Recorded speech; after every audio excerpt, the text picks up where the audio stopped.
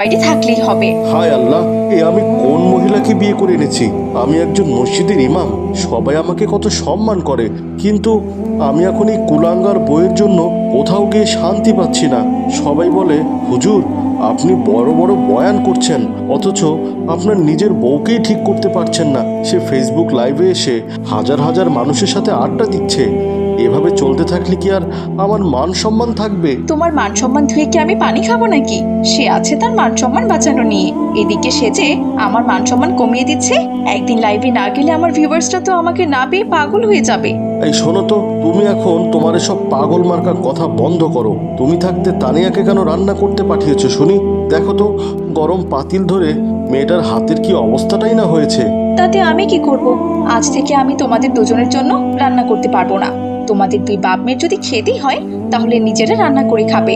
ওসব রান্না বান্না আমার দ্বারা বাবু হবে না।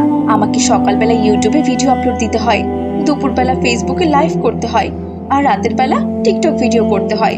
ওসব রান্না বান্না করার মতো সময় বাবা আমার হাতে নেই। কি বললি তুই? তোর হাতে রান্না বান্না করার মতো সময় নেই? তুই ইউটিউবের জন্য ভিডিও বানাবি, টিকটক করবি, ফেসবুকে লাইভ করবি? যা, তাহলে তোর মতো বউরও আমার দরকার নেই। তুই বলেছিলি না ওকে আমি ডিভোর্স দিচ্ছি কিনা? দিচ্ছি ডিভোর্স। এই নে, তুই এক্ষুনি ডিভোর্স নিয়ে তোর বাপের বাড়ি চলে যা। যা বলছি। ও বললেই হলো? আমি ডিভোর্স দিব? আমি কেন ডিভোর্স দিতে যাব শুনি? আমি রান্না বান্না করতে পারবো না, আর এই বাড়ি ছেড়েও আমি যেতে পারবো না। আমি এই বাড়িতেই থাকবো, আর তোমরা নিজেরাই রান্না বান্না করে খাবে। এই আমার শেষ কথা। হায় আল্লাহ, আমি কি পাপ করেছিলাম যার জন্য তুমি এমন কুলাঙ্গার একজন বউ আমার কপালে জুটিয়েছিলে? আমার কপালে এর চেয়ে ভালো কিছু কি নেই? আমার মান সম্মান কিছুই রাখছে না।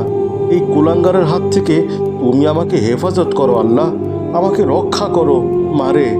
চলো, আমাদের আর এখানে থেকে কোনো লাভ নেই। ও তোমাকে রান্না বান্না করে খাওয়াবে না মা। আমি তোমার জন্য বরং হোটেল থেকে খাবার কিনে নিয়ে আসছি। আজ কোনো রান্না বান্নার দরকার নেই। শকুনের দোয়ায় জীবনেও গরু মরবে না। এই যাও তো তোমরা এখান থেকে যাও, আমি এখন টিকটক ভিডিও করব। এই কথা বলে নাসির হুজুর তার মেয়ে তানিয়াকে নিয়ে বাইরের হোটেলে খাবার খেতে চলে গেল। এদিকে শেফালি আবারও মোবাইল নিয়ে বসে পড়ল টিকটক ভিডিও বানানোর জন্য। এমনি করে দিন গড়িয়ে রাত হয়ে গেল। রাতেও নাসির হুজুর আর তার মেয়ে বাইরে থেকে খাবার খেয়ে এলো। ওরে বাবা, টিকটক ভিডিও বানাতে বানাতে কখন যে রাত হয়ে গেছে আমি তো বুঝতেই পারিনি। এদিকে তো ক্ষুধায় পেটের ভিতর ইঁদুর দৌড়াচ্ছে। তানিয়া, তানিয়া, কোথায় রে মা? আমার জন্য একটু খাবার নিয়ে আয় তো মা। তোমার জন্য কিসের খাবার নিয়ে আসবো শুনি? বাড়িতে কোনো রান্না হয়নি। আমরা দুই বাবা মেয়ে হোটেল থেকে খেয়ে এসেছি। তোমার খেতে ইচ্ছে হলে রান্না করে খাওগে। ওরে বাবা, দুই বাপ মেয়ে মিলে দেখি এক হয়ে আমাকে ফাঁদে ফেলেছে। বাইরে থেকে দুজন যখন খাবার খেয়ে এসেছে, আমার জন্য একটা পার্সেল নিয়ে আসলে কি হতো? পার্সেল? কিসের পার্সেল? নিজে রান্না করে খেতে পারো না, এখন আবার পার্সেল চাচ্ছ? আমি তোমার জন্য কোনো পার্সেল আনতে পারবো না। যাও মা, তুমি গিয়ে ঘুমিয়ে পড়ো। ও খায় খাক, না খায় না খাক, ওটা আমাদের দেখার বিষয় না। আমিও ঘুমিয়ে পড়ছি। এই কথা বলে নাসির হুজুর আর তার মেয়ে তানিয়া দুজন তাদের নিজ নিজ ঘরে শুতে চলে গেল। এদিকে শেফালি কি করবে কোনো কিছুই বুঝতে পারছিল না। আরে ধুর, আমার তো দেখছি ভালোই বিপদ হয়ে গেল। এত রাতে এখন আবার আমাকে রান্না করে খেতে হবে। ভেবেছিলাম আর আমি একটা ঘুম দিব, সেটা আর হলো কই। যাই, কিছু একটা রান্না করে খেয়ে নেই। তারপর শেফালি রান্নাঘরে গিয়ে রান্না বসিয়ে দিল। রান্নাটা হতে থাক, এই ফাঁকে একটা রান্নার টিকটক ভিডিও বানিয়ে ফেলি। রান্নার ভিডিওতে যা ভিউ আসে। সম্মানিত ভিউয়ার্সগণ, এই দেখুন আজ অনেকদিন পর আমি শখ করে রান্না করতে এসেছি। পুরোটা সময় জুড়ে তোমরা আমার সাথেই থেকো। রান্না শেষে সবাই মিলে একসাথে খাবো কিন্তু। শেফালি যখন এভাবে রান্না বসিয়ে লাইভ ভিডিও করছিল, হঠাৎ কখন যেন তার কাপড়ের মধ্যে আগুন লেগে গেল, কিন্তু সেটা সে বুঝতেই পারেনি। কি ব্যাপার, পোড়া পোড়া গন্ধ আসছে? এই পোড়া পোড়া গন্ধ কোথা থেকে আসছে? আমার মোবাইলটা আবার পুড়ে গেল নাকি? আরে না, মোবাইল তো ঠিকই আছে। তাহলে? এই কথা বলে শেফালি নিচে তাকিয়ে দেখলো তারই কাপড়ে আগুন লেগে গেছে। সে আগুন দেখে চিৎকার করতে শুরু করলো। কে কোথায় আছো? তাড়াতাড়ি এখানে এসো। এই দেখো, এখানে আগুন লেগে গেছে। কে কোথায় আছো? বাঁচাও!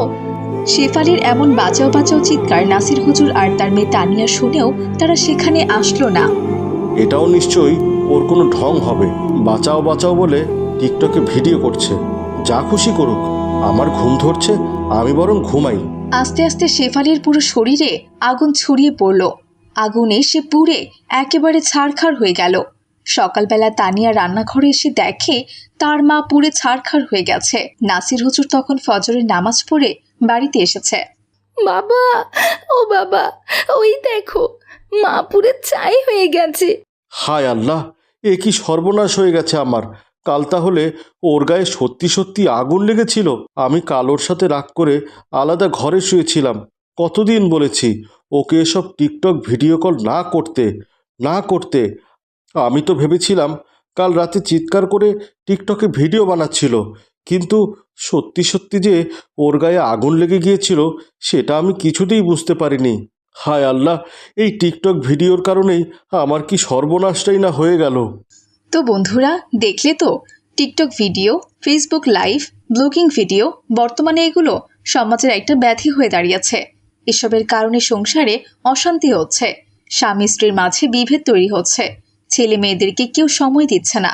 আমাদের সবার উচিত এসব থেকে বিরত থাকা, তা না হলে আমাদের সমাজ ধ্বংস হয়ে যাবে। সবাইকে এখনই এ বিষয়ে সচেতন করতে হবে। আজ তাহলে এখানেই বিদায় নিচ্ছি ছোট্ট বন্ধুরা, ভালো থেকো তোমরা।